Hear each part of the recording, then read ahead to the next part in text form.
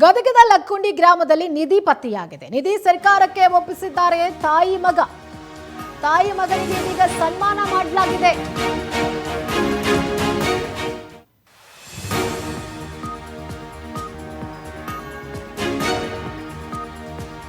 ಗದಗದ ಲಕ್ಕುಂಡಿ ಗ್ರಾಮದಲ್ಲಿ ನಿಧಿ ಪತ್ತೆಯಾಗಿತ್ತು. ಆ ನಿಧಿಯನ್ನ ಸರ್ಕಾರಕ್ಕೆ ಒಪ್ಪಿಸಿದ್ರು. ಸ್ವಯಂ ಪ್ರೇರಿತವಾಗಿ ಆ ನಿಧಿಯನ್ನು ಸರ್ಕಾರಕ್ಕೆ ಒಪ್ಪಿಸಿದಂತ ತಾಯಿ ಮಗನಿಗೆ ಇದೀಗ ಸರ್ಕಾರದಿಂದಲೇ ಸನ್ಮಾನ ಮಾಡಲಾಗಿದೆ. ಸದ್ಯ ಚಿನ್ನಾಭರಣವನ್ನ ಪುರಾತತ್ವ ಇಲಾಖೆಗೆ ಸೇರಿಸಲಾಗಿದೆ. ಅಂದ್ರೆ ಅವರ ಕೈ ಸೇರಿದೆ. ಜಿಲ್ಲಾಡಳಿತದ ಖಜಾನೆಗೆ ಚಿನ್ನಾಭರಣವನ್ನ ಹಸ್ತಾಂತರಿಸಲಾಗಿದೆ. ನಿಧಿ ಕಾಯ್ದೆ ಪ್ರಕಾರ ಯಾರಿಗೆ ಸಿಗಬೇಕು ಚಿನ್ನ?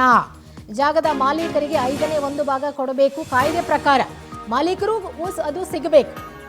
ನಿಧಿಯಲ್ಲಿ ಪಾಲು ಕೊಡುವಂತೆ ಗ್ರಾಮಸ್ಥರು ಇದೀಗ ಒತ್ತಾಯಿಸ್ತಿದ್ದಾರೆ. ನೋಡಿ ಪಾಪ ಎಷ್ಟು ಕೆಜಿ ಚಿನ್ನ ಸಿಕ್ತೋ ಅದೆಲ್ಲವನ್ನ ಅವರು ಸರ್ಕಾರಕ್ಕೆ ಒಪ್ಪಿಸಿದ್ರು. ಆದರೆ ಈ ನಿಧಿ ಕಾಯ್ದೆ ಅಂತ ಒಂದಿದೆ. ಆ ನಿಧಿ ಕಾಯ್ದೆ ಪ್ರಕಾರ ಯಾವ ಜಾಗದಲ್ಲಿ ಸಿಕ್ತು ಆ ಜಾಗದ ಮಾಲೀಕರಿಗೂ ಕೂಡ ಅದರ 5ನೇ 1 ಭಾಗ ಹೋಗಬೇಕು ಅನ್ನುವಂಥದ್ದು ಕಾಯ್ದೆಯಲ್ಲಿರುವಂಥದ್ದು. ಹಾಗಾಗಿ ಅವರಿಗೂ ಅದ್ರಲ್ಲಿ ಪಾಲು ಬೇಕು ಕೊಡಬೇಕು ಅಂತೇಳಿ ಗ್ರಾಮಸ್ಥರು ಆಗ್ರಹಿಸ್ತಿದ್ದಾರೆ.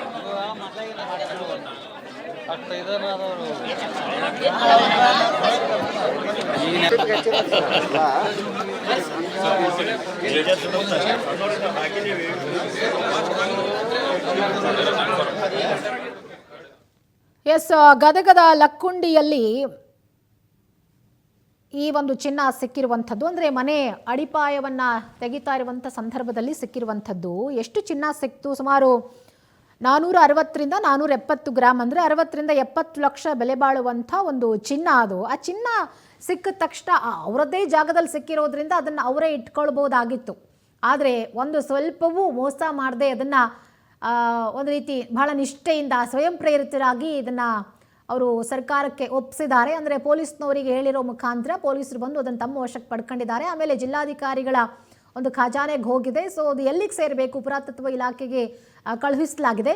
ಆದರೆ ಈ ನಿಧಿ ವಿಚಾರ ಬಂದಾಗ ಅದಕ್ಕೆ ಅಂತಲೇ ಒಂದು ಕಾನೂನಿದೆ. ಆ ಕಾನೂನಿನ ಪ್ರಕಾರ ಜಾಗದ ಮಾಲೀಕರಿಗೂ ಕೂಡ ಯಾವ ಜಾಗದಲ್ಲಿ ಆ ನಿಧಿ ಸಿಗುತ್ತೆ, ಆ ಜಾಗದ ಮಾಲೀಕರು ಯಾರು, ಅವರಿಗೂ ಅದರಲ್ಲಿ ಪಾಲು ಕೊಡಬೇಕು ಅನ್ನುವಂಥದ್ದು ಕಾಯ್ದೆಯಲ್ಲಿದೆ.